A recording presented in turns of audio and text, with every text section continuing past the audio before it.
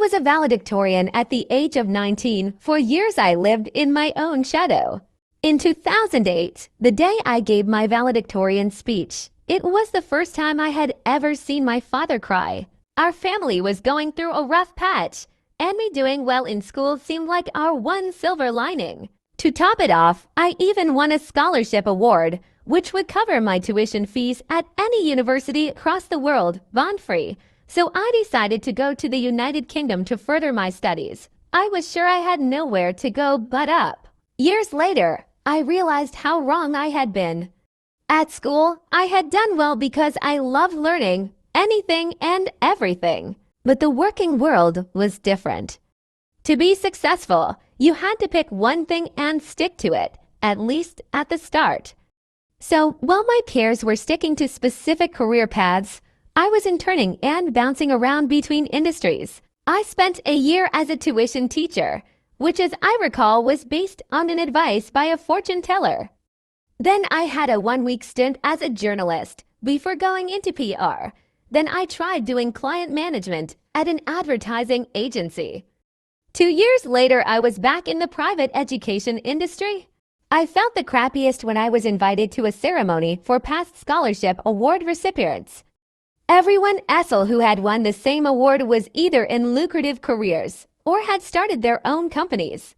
At one point, the MC announced each of our names, our achievements, and our current jobs. I held my breath knowing what was coming. Sheila, intern at Square PR. I was seated at a table with some of the people who had funded my award.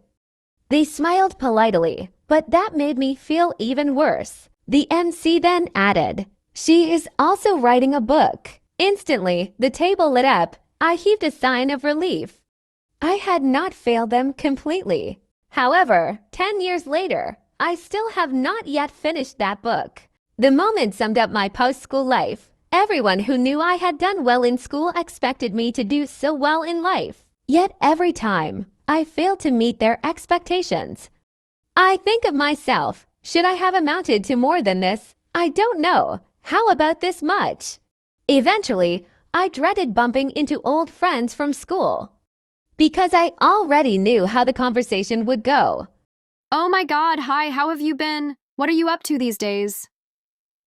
I am an intern. I am in between jobs, and I am a tuition teacher. For a long time after I graduated, I felt ashamed about my achievements in school. They made me feel like a fraud, a loser, and a thief. I had taken away someone's opportunity to go overseas. Also, I always overthink about myself, that I could amount to nothing. Eventually, I removed it from my CV. But recently, I found old pictures of my family taken on my graduation day, all the way back in 2008. In one picture, I am nestled between my parents' warm embrace. My siblings are beaming with pride. What everyone saw was a hardworking student with good grades. A valedictorian, a future scholar, a student leader, a loving family. Someone who seemed to have her act together. But that picture is just a snapshot of a moment. Because as I now recall, my dad was addicted to gambling. And my mom, who was our sole breadwinner, had been unemployed for months.